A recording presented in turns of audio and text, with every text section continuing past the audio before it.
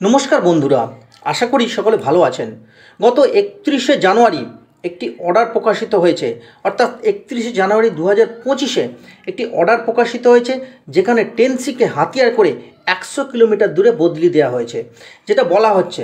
কিন্তু আমি যেটা জানতে পেরেছি সেটা 100 কিলোমিটার নয়, ওটা 87 কিলোমিটার দূরে বদলি দেওয়া হয়েছে। এই বদলিতে অনেকের মনের মধ্যে একটু হলেও ভয় ধরিয়ে দিয়েছে। সেটা কীরকম?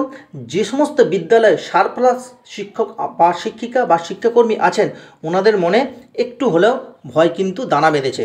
কিন্তু অনেকেই বুঝতে পারছেন না যে সারপ্লাস বদলি এবং অ্যাডমিনিস্ট্রেটিভ বদলি কিন্তু এক জিনিস নয়।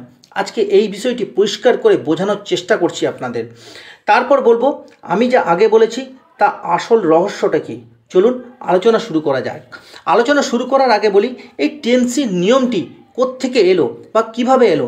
তারপর বলবো 10C নিয়মের মাধ্যমে কিভাবে বদলি হবে সে বিষয়টি আমি বলবো। তো প্রথমে বলি এই 10C নিয়মটি কিভাবে এলো।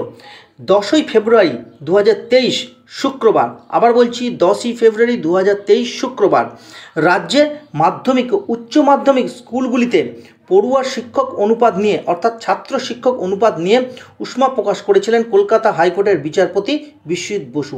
তখন অর্থাৎ 10ই ফেব্রুয়ারি 2023 সালে কিন্তু এরকম বিশ্বজিৎ বসু উষ্মা প্রকাশ করেন।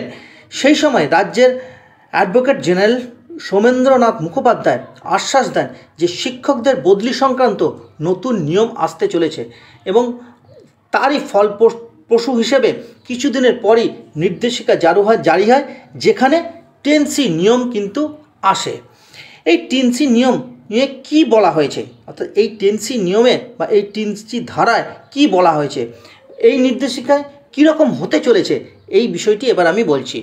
মাধ্যমিক স্কুলের প্রতিটি ক্লাসে যেহেতু কোনো বিষয় বা সাবজেক্ট গ্রুপের ক্ষেত্রে ছাত্রের সংখ্যা অনুপাত অনুসারে শিক্ষক থাকতে হবে, তাই যে উচ্চ প্রাথমিক, মাধ্যমিক, উচ্চ মাধ্যমিক স্কুলে অতিরিক্ত শিক্ষক আছেন, অর্থাৎ ছাত্র শিক্ষক বা শিক্ষার্থী শিক্ষকের অনুপাত অনুসারে যেখানে শিক্ষক বেশি আছেন এবং ছাত্র সংখ্যা কম আছে, সেখান থেকে শিক্ষককে নিয়ে অন্য বিদ্যালয়, অর্থাৎ যেখানে শিক্ষার্থী বেশি আছে সেখানে কিন্তু শিক্ষকদের পাঠানো হবে।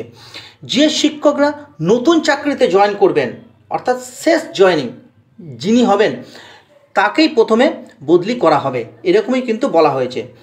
এছাড়া বিশেষভাবে সক্ষম শিক্ষক, 2 বছরের মধ্যে অবসর নিতে চলা শিক্ষক, বাড়িতে ছোট সন্তান থাকা শিক্ষিকাদের সর্বশেষ কিন্তু বিবেচনা করা হবে, এটাও কিন্তু বলা হয়েছে। কোনো শিক্ষককে বেশি শিক্ষক বিশিষ্ট, আবার বলছি কোনো শিক্ষককে বেশি শিক্ষক বিশিষ্ট বিদ্যালয় থেকে যেখানে কম শিক্ষার্থী আছে সেই সমস্ত বিদ্যালয়ে কিন্তু বদলি দেওয়া হবে। অর্থাৎ দুটি স্কুল যাতে একই জেলায় হয় তাও কিন্তু নিশ্চিত করার কথা কিন্তু বলা হয়েছে বা পরামর্শ দেওয়া হয়েছিল। যদি একই জেলায় এরকম দুটি বিদ্যালয় না থাকে তাহলে পাশের জেলায় দেওয়া যেতে পারে, এটাও কিন্তু আলোচনা হয়। কোনো যেখানে বদলি দেওয়া হচ্ছে সেখানে কিন্তু মিডিয়ামটা দেখতে হবে, অর্থাৎ বিদ্যালয়টি কোন মিডিয়ামে, বেঙ্গলি মিডিয়াম না ইংলিশ মিডিয়াম না হিন্দি মিডিয়াম, এটাও কিন্তু দেখা হবে। এবং সবথেকে গুরুত্বপূর্ণ বিষয় হলো কোনো গার্লস স্কুলে, অর্থাৎ মেয়েদের স্কুলে কিন্তু পুরুষ শিক্ষককে পাঠানো যাবে না। যেখানে শিক্ষার্থী বেশি আছে সেখানে বদলি দেওয়া হবে, যেখানে কম শিক্ষার্থী আছে সেখান থেকে নিয়ে এবার বলি যে এই নিয়োগের তথ্য জানানো হবে কিভাবে, অর্থাৎ যেখানে শিক্ষার্থী আছে কিন্তু শিক্ষক ঘাটতি আছে, তো সেখানে নিয়োগটা হবে কি করে তারও কিন্তু প্রসিডিওর বলা হয়েছিল। তো সেটা কীরকম ছিল এবার আমি বলি। প্রথমত, যদি নিয়োগের জন্য সম্ভাব্য শূন্য পদের বিষয়টি স্কুল সার্ভিস কমিশনকে জানানো হয়ে যায় এবং নিয়োগের নিয়ম মেনে স্কুল ভিত্তিক চূড়ান্ত শূন্য পদের তালিকা না পাঠানো হয়, তাহলে কিন্তু এই বদলি প্রক্রিয়ার মাধ্যমে সংশ্লিষ্ট স্কুলে সংশ্লিষ্ট বিষয়ে, অর্থাৎ যে বিষয়ে শিক্ষককে পাঠানো হচ্ছে সেই বিষয়ে কিন্তু শিক্ষককে পাঠানো হতে পারে। 2 নম্বর কি না, 2 বার শূন্য পদের বিষয়ে যদি জানানো হয়ে থাকে, আবার বলছি 2 বার শূন্য পদের বিষয়ে যদি জানানো হয়ে থাকে, তাহলে সংশ্লিষ্ট স্কুলের শূন্য পদের বিষয়ে যদি কমিশন জানিয়ে দেওয়া হয়, অর্থাৎ কমিশনে জানিয়ে দেওয়া হয়, তাহলে অতিরিক্ত শিক্ষক থাকা স্কুলের শিক্ষককে ওই সংশ্লিষ্ট স্কুলে পাঠানো যেতে পারে, অর্থাৎ যেখানে শিক্ষার্থী কম আছে। যতদিন না পর্যন্ত সংশ্লিষ্ট স্কুলে স্থায়ী শিক্ষক আসছেন ততদিন পর্যন্ত তাকে কিন্তু পাঠানো যেতে পারে বলে এটাও জানানো হয়। তবে এই বিষয়টি কিন্তু টেম্পোরারি বেসিসে কিন্তু হবে বা হওয়ার কথা বলা ছিল।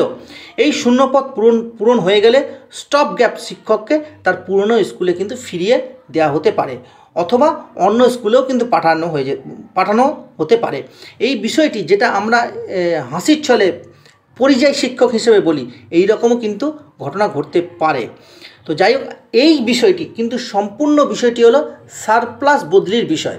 তাহলে প্রশাসনিক বদলি বা অ্যাডমিনিস্ট্রেটিভ ট্রান্সফার হলো টেন্সিকে হাতিয়ার করে শিক্ষার্থীর স্বার্থে যেখানে সেখানে বদলি।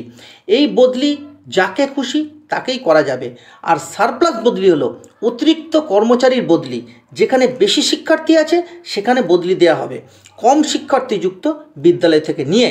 এই বদলি উচ্চ মাধ্যমিক পরীক্ষার পরেই কিন্তু হবে, এটা কিন্তু মোটামুটিভাবে আমাদের কাছে পরিষ্কার, এবং দপ্তর থেকে বা শিক্ষা দপ্তর থেকে কিন্তু এরকমই ইঙ্গিত পাওয়া যাচ্ছে। কিন্তু অ্যাডমিনিস্ট্রেটিভ বদলি বা অ্যাডমিনিস্ট্রেটিভ ট্রান্সফার কিন্তু যখন খুশি তখনই হতে পারে। আশা করি আপনাদের বোঝাতে পারলাম এই অ্যাডমিনিস্ট্রেটিভ বদলি এবং সারপ্লাস বদলি বিষয়ে। যদি এছাড়া আপনাদের মনের মধ্যে আরও কিছু প্রশ্ন থেকে থাকে তাহলে আমার টেলিগ্রাম গ্রুপ আছে, সেখানে আপনারা জয়েন হয়ে যেতে পারেন। আর এই রকম তথ্য পেতে অবশ্যই চ্যানেলটিকে সাবস্ক্রাইব করবেন। আর টেলিগ্রাম গ্রুপের লিঙ্ক আমার ভিডিও ডেসক্রিপশন বক্সে দেওয়া থাকছে, সেখানে থেকে আপনারা কিন্তু গ্রুপে জয়েন হয়ে যেতে পারবেন। সকলে ভালো থাকবেন, সুস্থ থাকবেন, সঙ্গে থাকবেন।